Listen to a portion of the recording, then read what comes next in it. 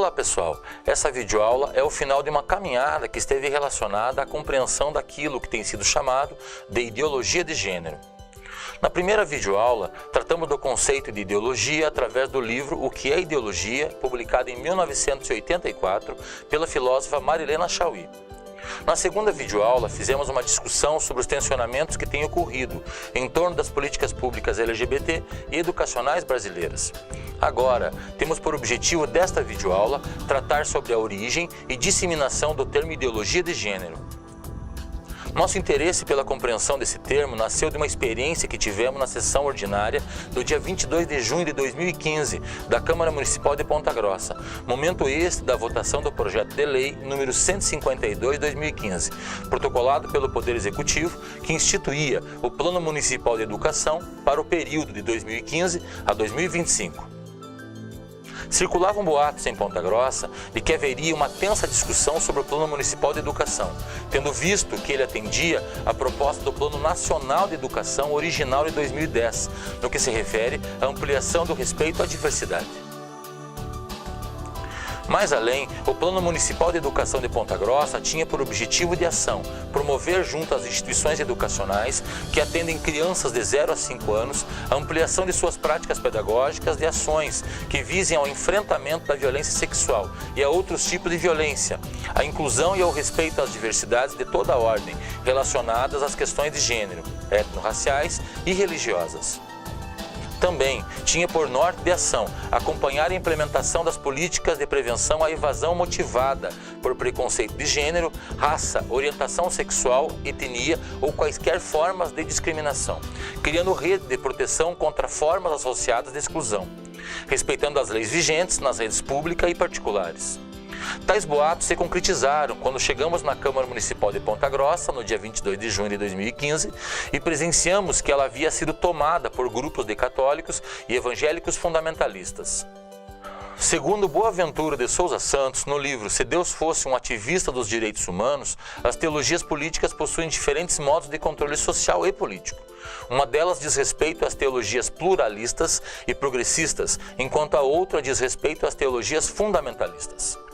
As teologias fundamentalistas voltaram seus olhares para o evolucionismo e o seu ensino na escola, devendo a organização da sociedade estar ligada ao escrituralismo sagrado.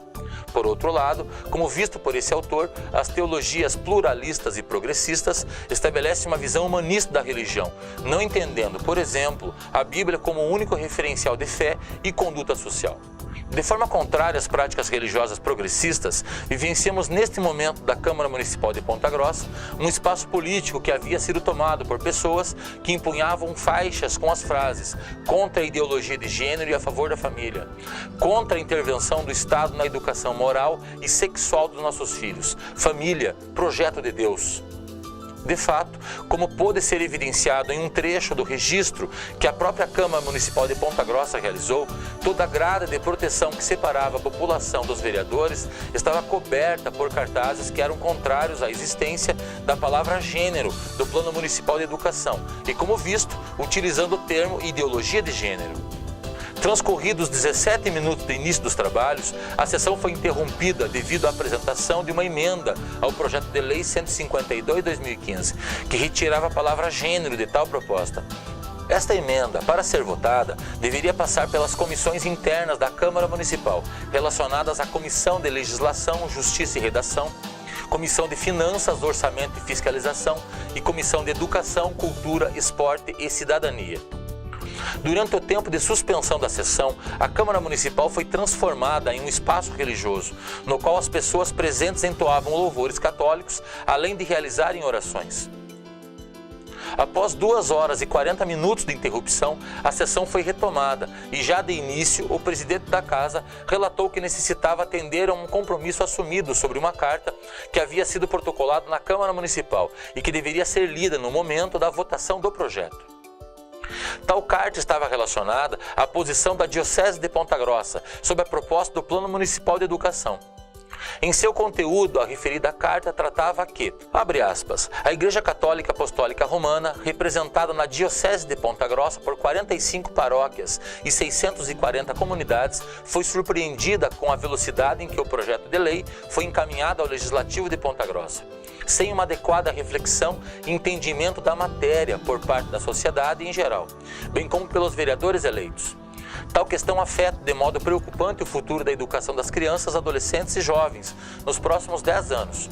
Não se oportunizou a casa de leis o mesmo tempo de discussão, debates e audiências públicas que esse projeto teve a nível federal, ainda que seja fruto de debates entre educadores e esta proposta seja resultado de exaustivo trabalho. Sabemos que a nível federal o Plano Nacional de Educação não contemplou a ideologia de gênero, questão controversa e que vem sendo tratada de forma impositiva, como se propõe no projeto de lei 152/2015. Em vista do exposto, nos posicionamos pela retirada das palavras educação de gênero, sexualidade, ideologia de gênero e assuntos correlacionados, posto que atingiria frontalmente os valores da família pontagrossense. Cabe a nós não aceitarmos a imposição e intromissão na educação moral e de princípios que competem à família. Os doutores e educadores alegam que este é um trabalho de inclusão de todos os grupos. Discordamos e vemos nessas ações uma intromissão indevida nos assuntos da família.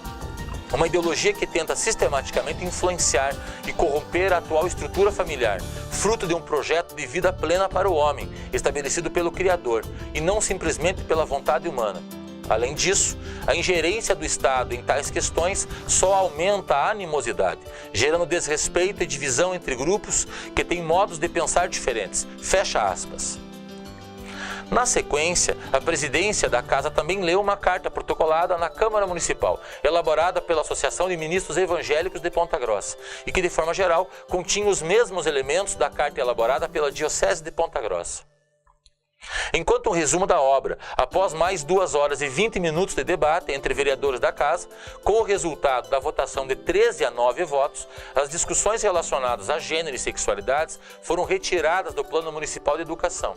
Assim como já apontado nas videoaulas anteriores, todo esse debate e o tensionamento contrário às discussões de gênero e sexualidades não são uma invenção brasileira, mas estão relacionadas a uma produção discursiva do Vaticano, que é produto de um trabalho que remonta à década de 1990. A partir de uma busca sistemática, encontramos o texto de Sara Garbagnoli, publicado em 2014, no texto intitulado A Ideologia de Gênero, a irresistível ascensão de uma invenção retórica do Vaticano contra a desnaturalização sexual. Segundo esta autora, esta expressão foi cunhada no início dos anos 2000 pelo Pontifício Conselho pela Família, da Cúria Romana do Vaticano. O objetivo da utilização do termo ideologia de gênero era o de rotular, deformar e deslegitimar o que é produzido no campo dos estudos de gênero. O livro que Sara Garbagnoli afirma ser a origem do termo ideologia de gênero chama-se Lexicon, termos ambíguos e discutidos sobre família, vida e questões éticas. Este livro foi publicado em italiano no ano de 2003 e no francês em 2005.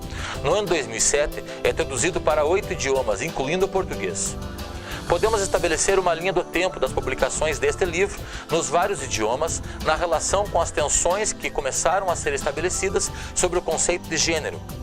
Segundo Sara Garbagnoli, o período compreendido entre os anos de 2011 e 2013 foi caracterizado tanto no espaço público francês quanto italiano por um conjunto de debates políticos relacionados às discriminações sofridas pela comunidade LGBT.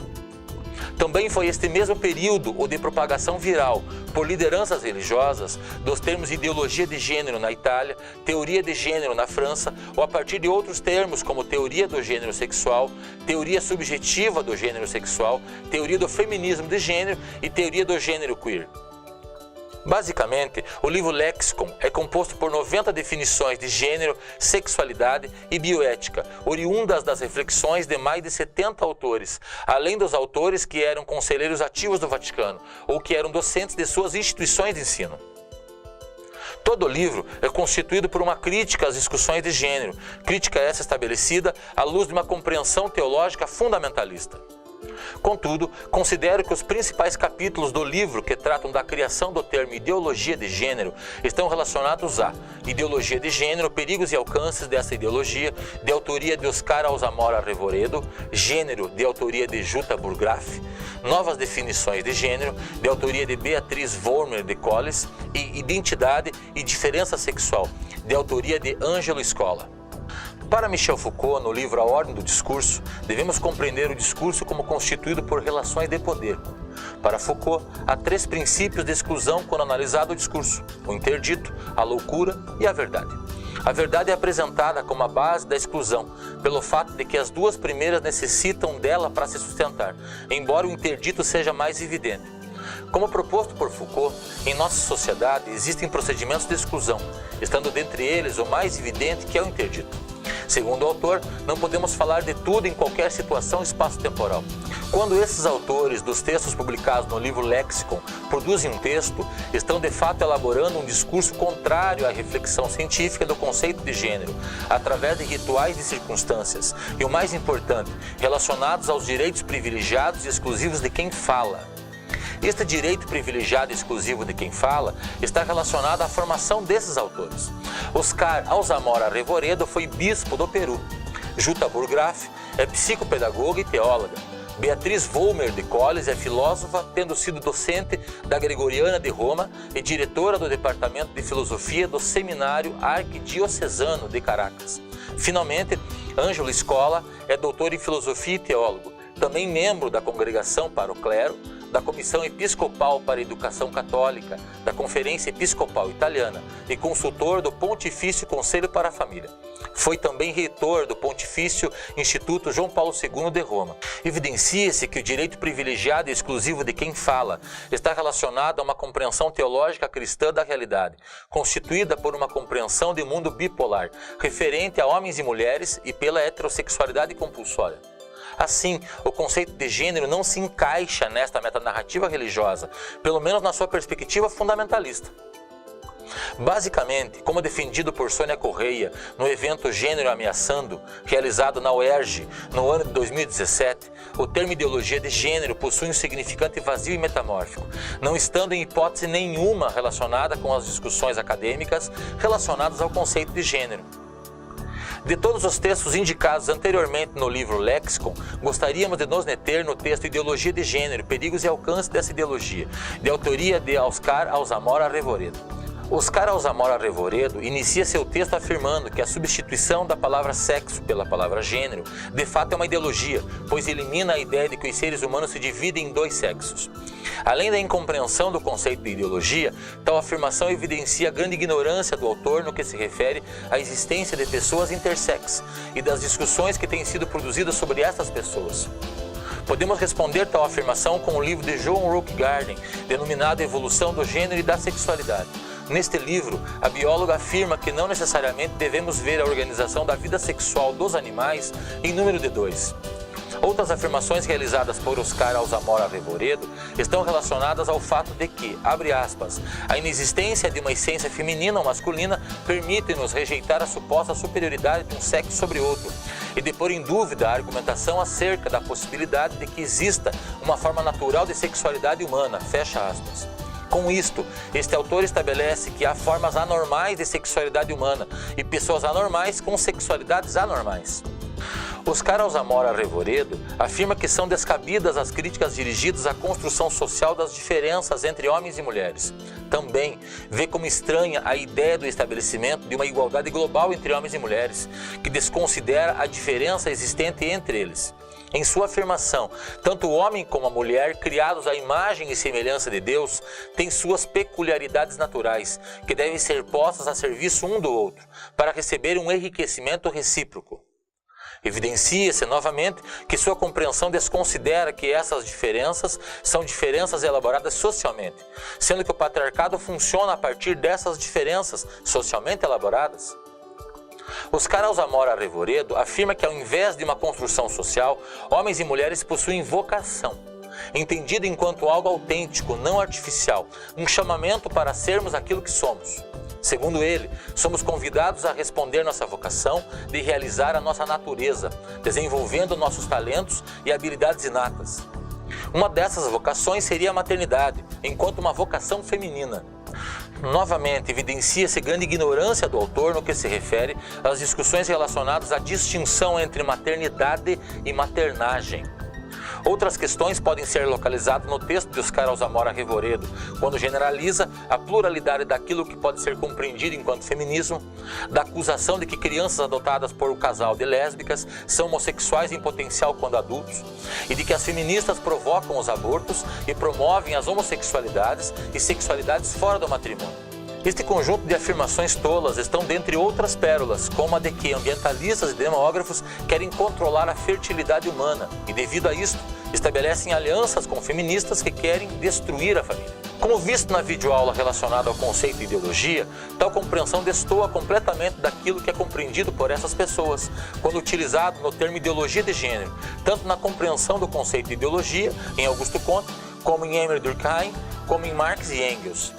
Podemos considerar que a ideologia de gênero existe na medida em que é um termo que nasce de um processo através do qual as ideias da classe dominante, e nesse sentido, relacionadas a grupos religiosos fundamentalistas, são transformadas para ideias de toda a sociedade, de modo que a classe que domina no plano material, econômico, social e político, também domina no plano espiritual, ou seja, no plano das ideias. Novamente afirmamos que o objetivo da criação do termo ideologia de gênero tem sido de deformar e deslegitimar o que é produzido no campo dos estudos de gênero.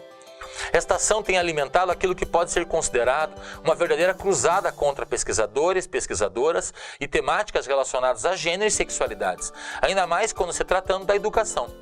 Concluo esta videoaula indicando para a necessidade de aprofundamento de leituras sobre os conceitos de gênero e sexualidade, para que aprendamos com a existência de nosso mundo rico e complexo e que tenhamos a sensibilidade da necessidade de sua proteção.